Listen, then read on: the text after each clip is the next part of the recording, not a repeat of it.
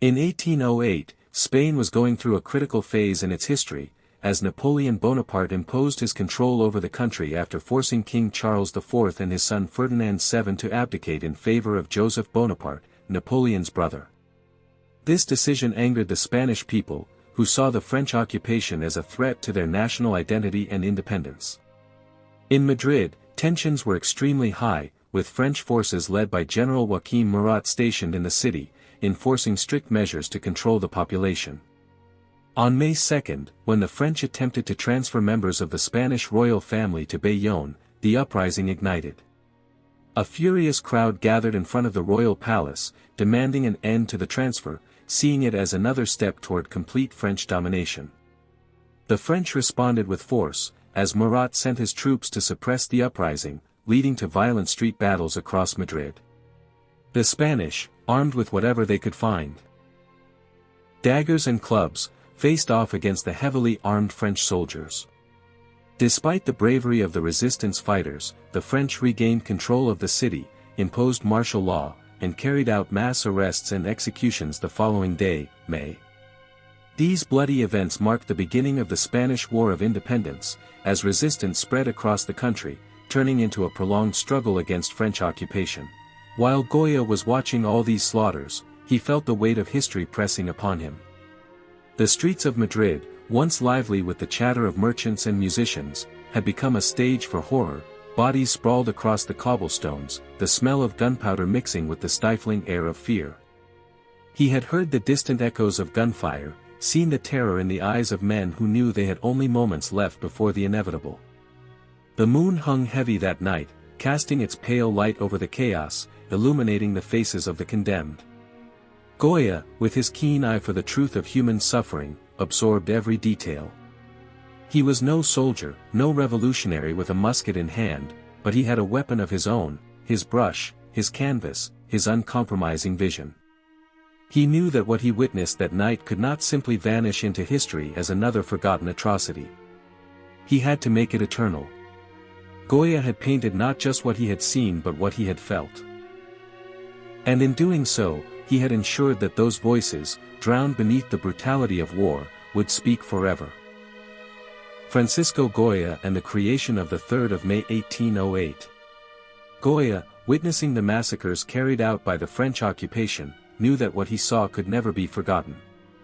In isolation, he wielded his brush as a weapon, capturing in the 3rd of May 1808 terror, helplessness, and absolute cruelty. The man in the white shirt, a symbol of sacrifice and humanity. At the center of the painting stands the man in the white shirt, his arms raised in a desperate surrender. He is illuminated by a harsh light that sets him apart, making him the emotional and visual core of the composition. His face is frozen in terror and resignation. He knows there is no escape, yet he stands firm, embodying a tragic kind of courage. This light not only highlights his vulnerability but turns him into a martyr, a symbol of defiance in the face of inevitable death. The corpses on the ground, the cycle of death. Beneath him, bodies lie strewn across the dirt, freshly executed. Blood seeps into the earth, staining it permanently, emphasizing that the violence is relentless. The corpses are depicted not as individuals but as an accumulation of victims, reinforcing the horrific continuity of the slaughter. Some have already fallen, others are still waiting, moments away from the same fate. The French soldiers, a faceless killing machine. To the right, a row of French soldiers stand cold and mechanical, their backs rigid, their faces hidden in darkness. Goya strips them of individuality.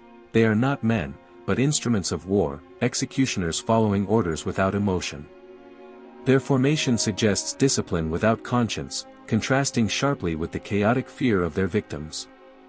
By rendering them faceless, Goya refuses to humanize them, turning them into the blind machinery of oppression. The contrast between light and darkness, a struggle between hope and despair. The painting's most striking element is the dramatic contrast between light and shadow. The prisoner bathed in light represents humanity, sacrifice, and suffering, while the soldiers drowned in darkness embody merciless power and faceless oppression. The harsh illumination isolates the victims, reinforcing the sense that they are alone in the world, no one is coming to save them. The barren landscape, isolation and horror. The background is eerily empty, devoid of landmarks or distractions. There is no escape, no place to hide, no witnesses to the massacre.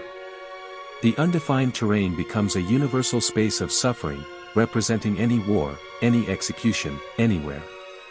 Even the sky feels heavy and suffocating, offering no salvation. The painting's emotional and political message. The 3rd of May 1808 is not a celebration of war, it is an indictment of its horrors. Goya rejects any sense of heroism or victory, instead, he captures the true agony of conflict, stripped of illusions. The painting forces viewers to confront the brutal reality of oppression, asking them not to look away. With this masterpiece, Goya immortalized the suffering he witnessed, ensuring that the cries of those executed that night would never fade into silence. With the 3rd of May 1808, Goya did more than capture an execution, he captured a moment of reckoning. He painted not just what he saw, but what he felt, ensuring that history could never erase the suffering of those who stood helpless before the rifles. His masterpiece is not a scene of war, but a cry against its horrors, a raw, unfiltered testament to humanity caught in the machinery of oppression. Through his brush, he demanded that the world never forget the cost of cruelty, that the faceless victims of history always have a voice. And indeed, through the 3rd of May 1808, they will speak forever.